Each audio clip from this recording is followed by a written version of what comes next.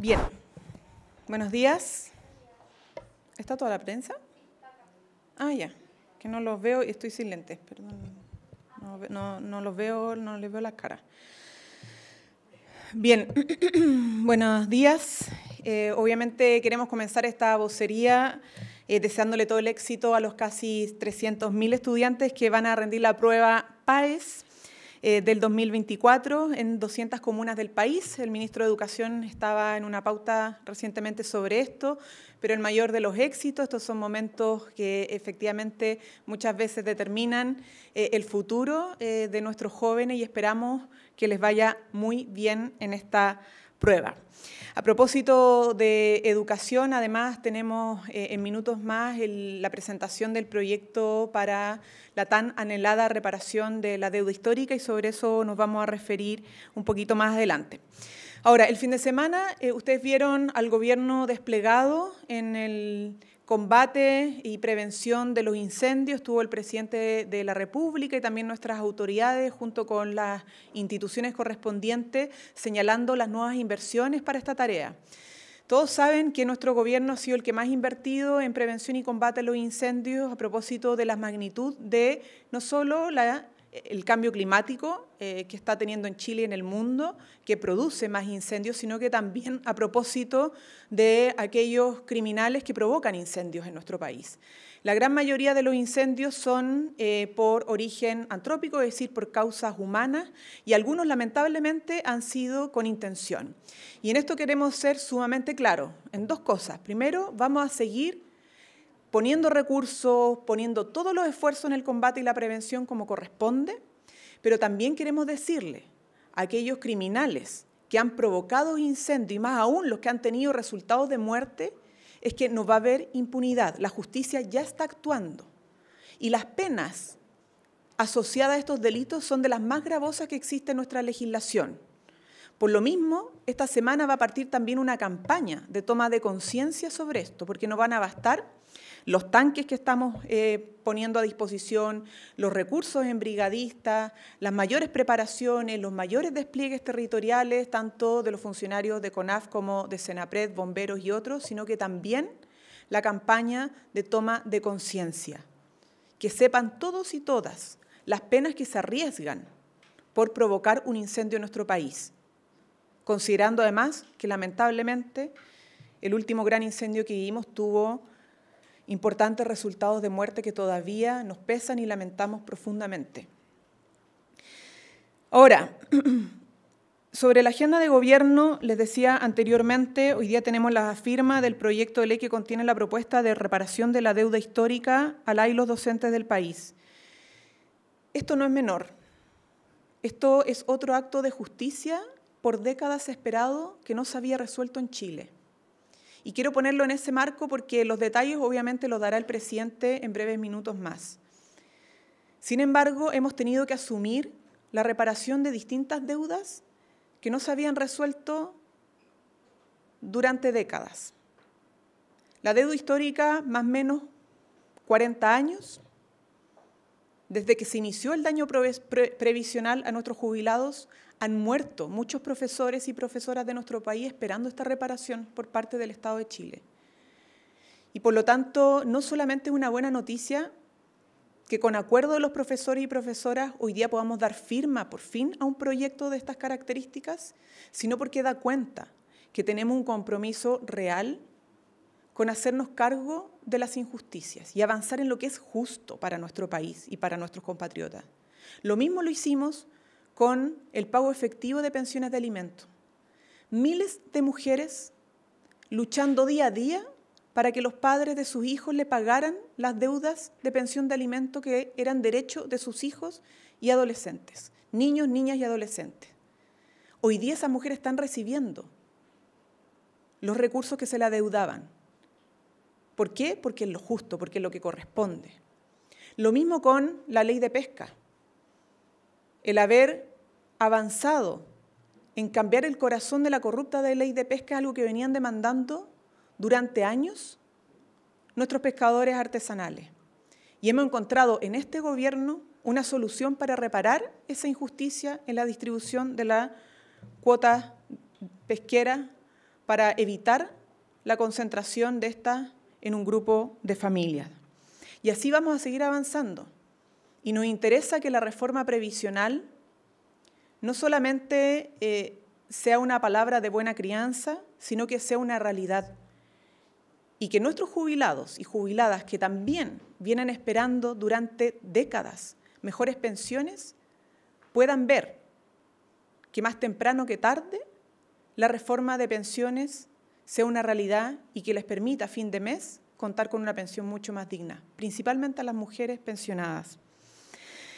Por eso quería reforzar el ingreso de este proyecto, porque cuando hablamos de la agenda de trabajo del gobierno, lo hacemos pensando en qué es lo justo para nuestros compatriotas, en sanar heridas, en reparar deudas que se arrastran durante mucho tiempo y que merecen nuestros compatriotas tener una solución. Y en eso nuestro gobierno está trabajando. Esta semana, además, tenemos la posible aprobación para su despacho del Ministerio de Seguridad Pública, que viene discutiéndose hace 18 años en nuestro país. Por lo tanto, esperamos que también sea una buena noticia después del acuerdo de la Comisión Mixta, que termine de ser aprobado tanto en la Cámara de Diputados y Diputadas como en la de Senadores, el informe emanado de la Comisión Mixta, y así podamos prontamente echarla a andar, ¿no? Si esto se aprueba, efectivamente hay muchas más posibilidades de que el 2025 ya veamos parte del Ministerio de Seguridad Pública andando. Y a propósito del ingreso del proyecto de deuda histórica, me quiero detener particularmente un minuto sobre otra agenda de trabajo y que es parte del sello de este gobierno, que es reparar deudas y anhelos de la ciudadanía. Y hablamos de malestar y dolencias que también se arrastran por año, particularmente de las mujeres. Algunos han tratado de instalar o decir que el sello de un gobierno feminista depende de una frase, una consigna, una palabra, pero el sello feminista de un gobierno depende de acciones concretas que buscan resolver condiciones de vida materiales de las mujeres. Y en esto tenemos que ser como gobierno sumamente claros. El trabajo que ha hecho nuestro gobierno para con las mujeres ha sido inédito. Piensen ustedes cuántas mujeres hemos logrado incorporar a labores que antes eran masculinizadas, como las labores de conducción en el transporte público, como las labores de construcción. En nuestro país hoy día tenemos mujeres constructoras y conductoras cuando antes no teníamos. Hemos logrado reparar, como les decía anteriormente, con pensiones de alimento, una herida que parecía ser que no se sanaba, nunca. Hemos logrado, entre otras cosas, fortalecer la línea programática de los cuidados para hacer que las mujeres ya no se sientan más solas en las labores de cuidado que lamentablemente han recaído en sus hombros, con centros comunitarios para cuidadoras de nuestro país, con programas especiales de preferencia de atención para las mujeres cuidadoras. Hemos logrado que la aprobación de las 40 horas tenga una perspectiva de género y tenga flexibilidad desde el punto de vista laboral para las mujeres y padres también que tienen labores de cuidados. Hemos incorporado en la reforma de pensiones también la perspectiva de género para hacer que nuestras jubiladas tengan una reparación a esas pensiones miserables que les han pagado aún trabajando la misma cantidad de años y ganando lo mismo que sus pares hombres. No se puede, con una cuña o una frase, borrar todo el trabajo que ha significado un cambio en positivo de la vida y las condiciones materiales de vida de diversas mujeres de nuestro país. Y la lista es más larga. Podríamos hablar incluso de las pescadoras artesanales, quienes trabajan en actividades conexas, que hoy día también están teniendo un reconocimiento. Mujeres que trabajaban sin posibilidad de acceder a baños en su trabajo, pasando frío, enfermedad. En nuestras caletas hoy día han sido incorporadas en la agenda de infraestructura de las caletas portuarias y las caletas de pesca.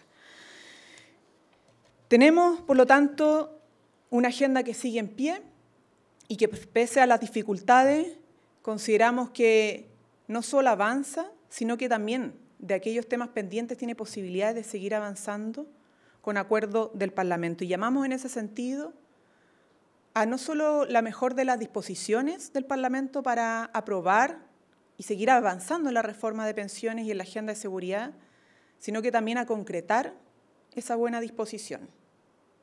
preguntas. Ministra, buen día. Quería preguntarle por algo que también estaba esbozando previamente, tiene que ver con el cumplimiento del programa de gobierno y el legado del presidente Gabriel Boric. El próximo año es el último año de gobierno y coincide con un año electoral. ¿Eso complica de alguna forma el poder avanzar en la agenda de gobierno? ¿Lo ven así? Y por otro lado, respecto a los plazos, ¿van a cumplir con enviar antes de que termine el año la ley de aborto legal y van a alcanzar a aprobar la reforma previsional en este gobierno? Pese a los intentos y llamados que ha hecho el presidente, no ha habido respuesta por parte del Congreso. La respuesta es muy simple. Todos los años del gobierno han sido años electorales y a pesar de eso hemos sacado adelante importantes leyes.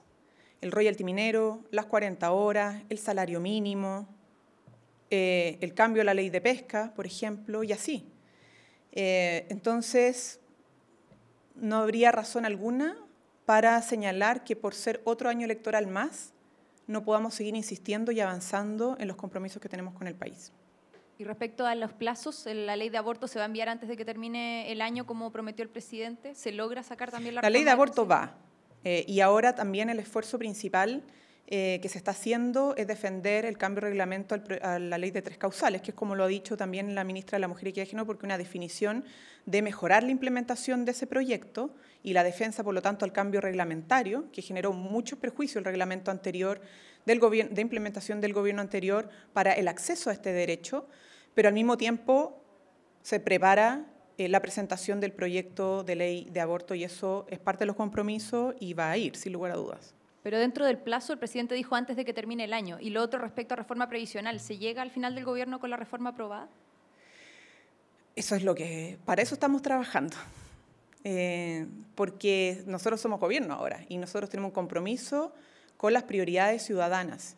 Y hoy día la prioridad ciudadana, además de la seguridad pública, es la seguridad social. Es tener pensiones que les permita a nuestros jubilados y jubiladas vivir más dignamente.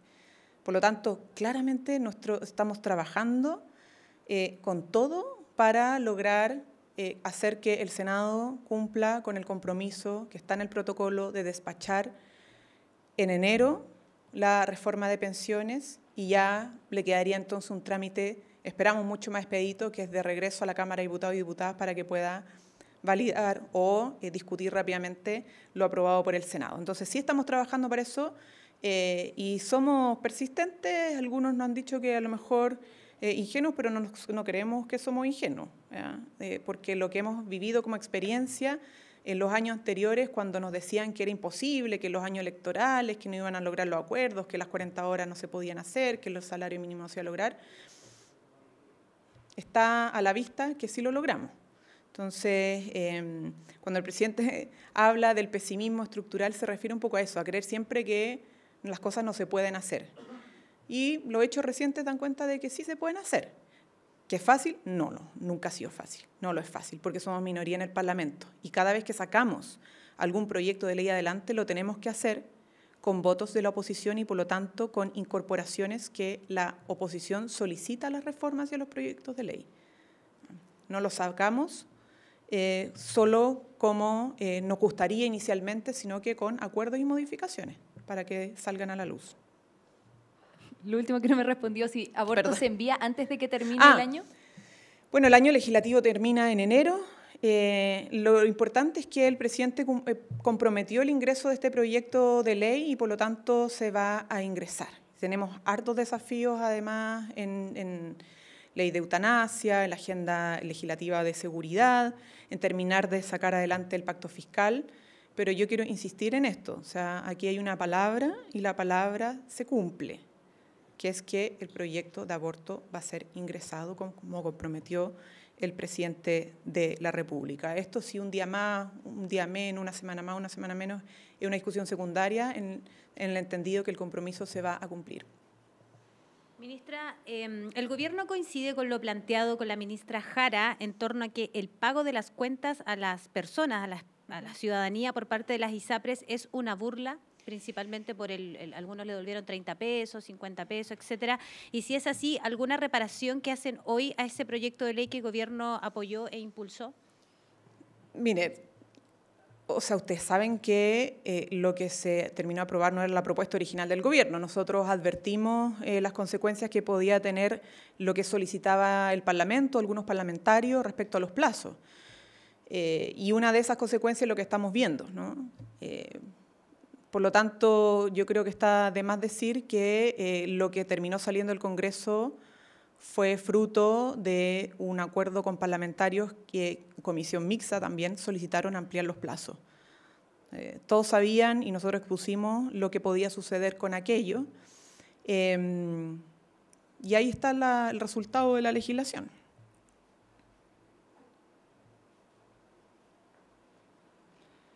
Buenos días, ministra. Me gustaría preguntarle a propósito de reforma al sistema político, consultarle cuál es la postura del Gobierno sobre el umbral del 5% que establece la propuesta que se hizo en el Senado y también considerando que el ministro Elizalde apeló a impulsar un diálogo más amplio para lograr acuerdos. ¿Este punto del 5% es algo que el Ejecutivo busque modificar en estas conversaciones, considerando que en el Gobierno hay partidos que no alcanzan este umbral y cómo la moneda se va a hacer cargo de eso?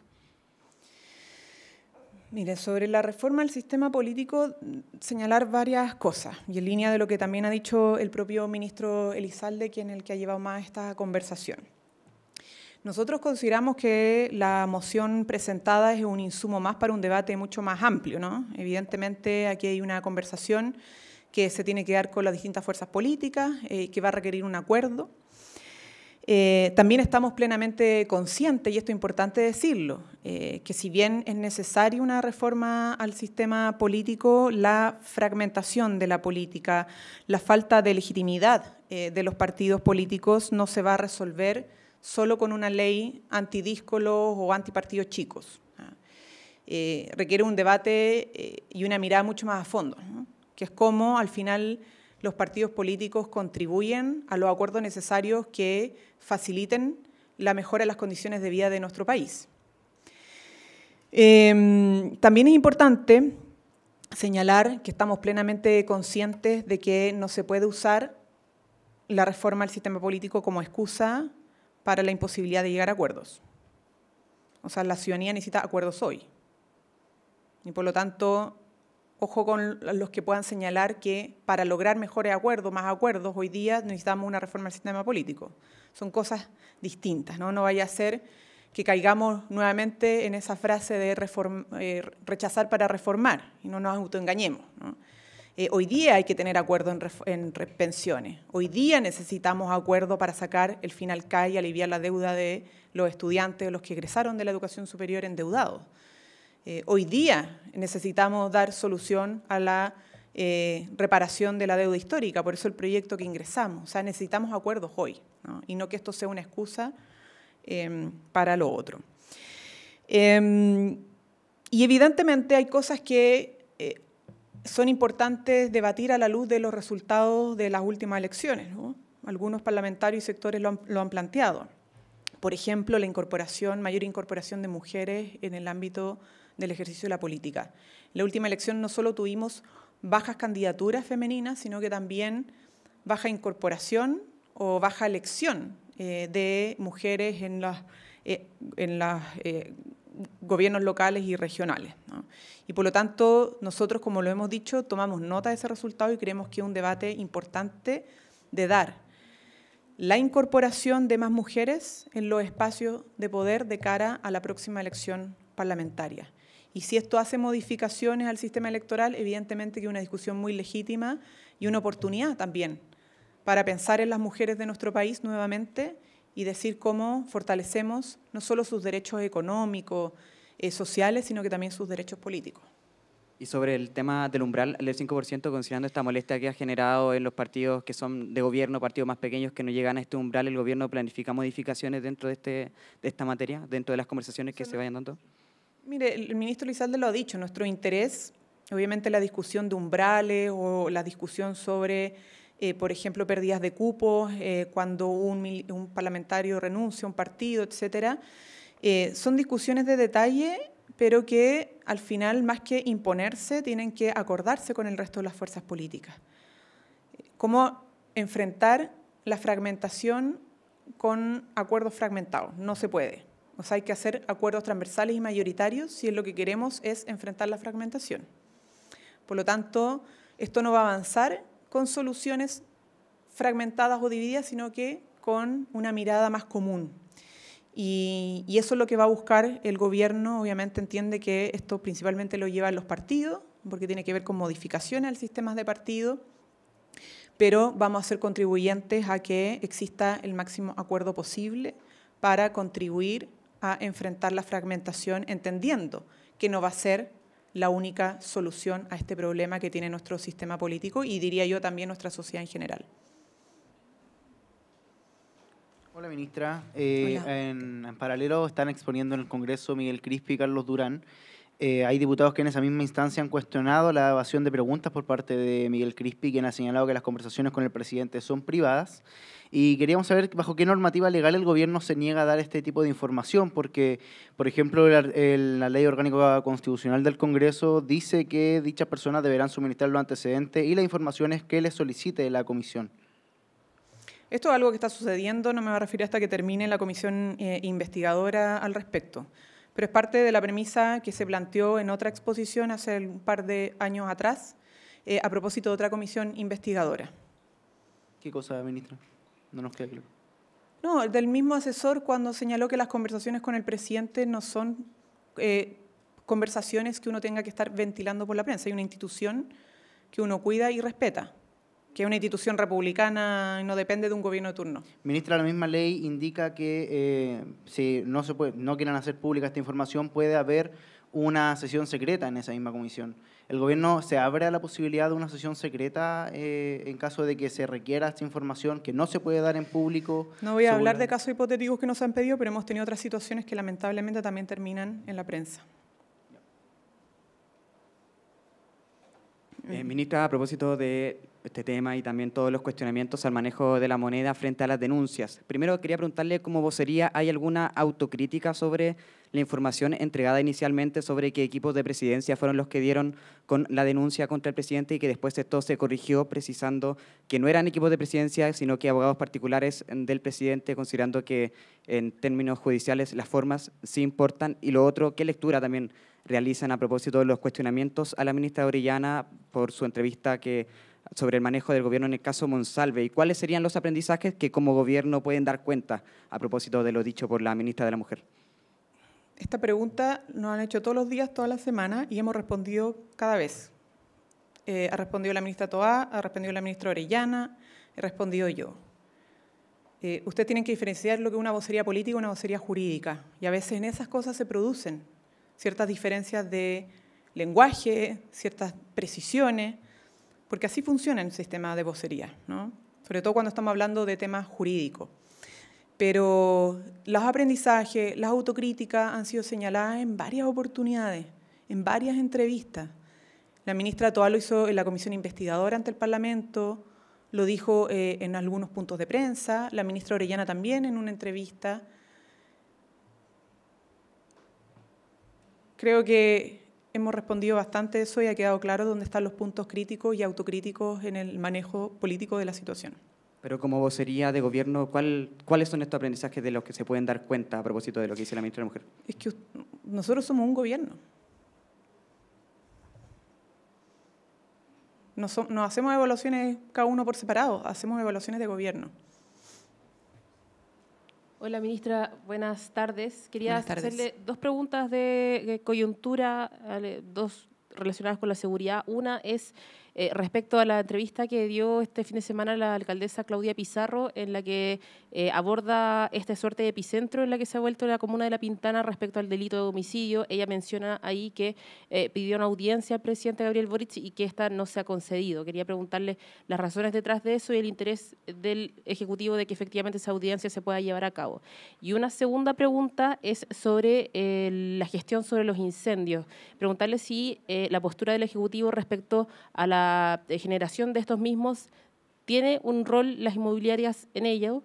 Esto porque apareció también una declaración de Osvaldo Osandón, que es un fiscal especial de incendios, que descarta que las inmobiliarias tengan un rol en la constitución de estos incendios, que en 5 años, en la multitud de incendios que se han generado, se ha detectado que no se ha detectado que se hayan constituido por el cambio de suelo. Esos dos requerimientos, ministra. A ver, sobre lo primero, nosotros tenemos una agenda de trabajo permanente con los alcaldes y alcaldesas. Esta se manifiesta en distintas instancias, a través de las reuniones de trabajo y despliegues de acciones, tanto con subsecretarías como con ministros y ministras, y en muchas instancias también con el propio presidente. Todo es cuestión de agenda y de poder resolver los tiempos para que eso se siga materializando, pero nuestra disposición como gobierno es atender no solo a uno, sino que a todos los municipios que lo requieran, y eso a veces pasa a través de un subsecretario, insisto, ministros, ministras, y también en última instancia el propio presidente de la República, que como bien ustedes saben, siempre tiene la mejor disposición a conversar con las autoridades locales en el entendido de que ahí está un trabajo muy importante que es día a día con la gente y sobre todo cuando se trata de materia de seguridad. Sobre lo de los incendios, bueno, nosotros no podemos hacer referencia a una opinión que es de un fiscal, obviamente esto es otro poder, lo que sí podemos señalar y que vemos de buena manera es que la justicia respecto a las investigaciones de los incendios que hemos tenido en el último tiempo ha ido avanzando. Tenemos personas detenidas, tenemos personas que están siendo procesadas, juzgadas, y eso refuerza que tenemos una institución que no está permitiendo la impunidad. Porque estos son delitos graves, no solo provocar incendios, sino por las consecuencias que tiene, que son ecológicas, pero también son humanas y materiales, son de pérdida de vida. Entonces, la gravedad de esto tiene una respuesta, que es institucional y que ha estado avanzando. ¿Cómo está, ministra? Buenas tardes. Buenas tardes. Ministra, el subsecretario Luis Cordero planteó este fin de semana en The Clinic la necesidad de darle continuidad al proyecto de este gobierno y dijo que la ministra Toá es la que mejor encarna este ideario. Es la primera vez que un integrante del gabinete opina de manera tan directa sobre ese desafío y le quería consultar si usted comparte este diagnóstico sobre la figura de la ministra Toá y si esto es una opinión de gobierno o es una opinión personal del subsecretario. Mire, hay hoy día evaluaciones positivas de importantes liderazgos del oficialismo en nuestro país. Tenemos a la ministra del Interior, tenemos actuales alcaldes, alcaldesas, gente que está en el Parlamento, etcétera. Y por lo tanto, lo importante, y como lo hemos dicho anteriormente, es que hay liderazgos para continuar con un proyecto progresista de transformaciones, que es lo que nos interesa como gobierno. Aquí insisto, que genere crecimiento, genere desarrollo, genere mejores las condiciones de vida, repare injusticias y desigualdades que se arrastran por mucho tiempo. Y bueno, serán finalmente los partidos quienes determinen quién va a encarnar al final de cuentas ese proyecto, probablemente primarias o algo por el estilo, ¿no? Para que sean liderazgos de unidad de un sector que requiere continuidad para seguir avanzando. Pero a usted que le ha tocado, de hecho, compartir constantemente con la ministra Toá, ¿cree que ella cumple con las condiciones en caso de que acepte el desafío? Tengo la mejor opinión de la ministra y su trabajo como ministra y no nos corresponde a nosotros hacer proclamaciones de candidaturas. Al final son los partidos los que definen, ¿no? Sin perjuicio, como lo decía anteriormente, que tenemos la mejor opinión de ella y que es parte del comité político y que está haciendo un trabajo importante en liderar la agenda de seguridad, que es de las principales preocupaciones que tiene Chile. El último detalle, ministro, usted nombró que hay alcaldes, hay autoridades, bueno, hay varias figuras en el progresismo que podrían asumir el desafío, pero la mayoría en los últimos días han dicho que no quieren. El alcalde Bodanovich, por ejemplo, la propia expresidenta Bachelet. ¿Qué falta ahí en el fondo? Porque a ustedes también les preocupa el legado de alguna forma. Que se animen nomás, no sé, pero es algo que depende de ellos, ¿no? Y también de los propios partidos. Yo entiendo cada una de las labores que está haciendo cada uno de esos liderazgos, pero queda todavía tiempo, ¿no? Y esto se va a resolver el próximo año. Nosotros tenemos principalmente puesta la mente y la concentración y nuestro quehacer en sacar adelante la agenda de gobierno, ¿no? El resto lo va a ir definiendo los partidos, pero sabemos que al menos, y lo que nos da mucha esperanza es que hay hartos liderazgos positivos en el sector que son dialogantes, que buscan acuerdos, que tienen buena gestión y que pueden, obviamente, representar la continuidad de un proyecto que haga más justicia con nuestros compatriotas.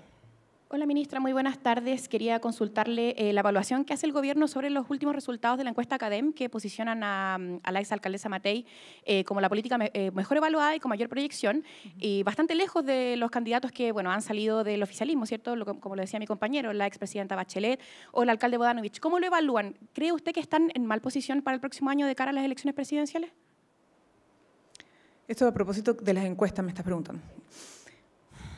Las encuestas son fotografías del momento, hay gente que toca techo, hay otra gente que sube y todavía queda harta agua bajo el puente, ¿no? Creo que vale la pena recordar lo que habíamos dicho tras el último resultado de las elecciones a gobernadores, tanto la primera vuelta como la segunda vuelta, es que el progresismo en Chile está vivo, tiene gran respaldo y por lo tanto para aquellos que decían que sí o sí iba a haber cambio en el equipo respecto a los gobiernos, la verdad es que no sé si eso pueda ser declarado como una sentencia, sino que se ven distintas posibilidades y alternativas. Ministra, y lo último, al menos por mi parte, hablando de la exalcaldesa Matei, ella dijo en el fin de semana que se nota que en el gobierno llegaron de la universidad a gobernar. Quería preguntarle cómo responde a esas críticas. Mire, yo creo que el amateurismo es salir corriendo ante preguntas de la prensa difíciles. Yo no sé si tendrá que traspasarnos esa experiencia la alcaldesa. No sé si la verdad es que la experiencia política nos indica que frente a preguntas difíciles hay que salir corriendo de la prensa. Entonces yo creo que en estas cosas llamaría un poquito más a la humildad. Está hablando ni más ni menos que del presidente que eligió todos los chilenos y chilenas. Un presidente que fue respaldado por voto popular, por las urnas. Y como a nosotros nos decían, otra cosa es con guitarra. Tenemos que ver si tiene más experiencia o no frente a situaciones en candidaturas presidenciales u otros escenarios. Pero en esto hay que dejar un poco atrás la soberbia que algunos creen que les da por derecho tener por la edad. No es así. En la política habemos jóvenes, otros no tan ya jóvenes, la verdad. No sé en qué categoría estoy yo a esta altura, y otros con más años en política. Pero así como los años marcan en el cuerpo, no necesariamente las mejores reacciones frente a los escenarios difíciles. Así que no sé si una persona que pueda dar lecciones de experiencia. Bien. Y yo creo que además sería bueno que aclarara su relación con el fiscal Guerra y los recursos municipales implicados. Muchas gracias. Gobierno de Chile. Chile avanza contigo.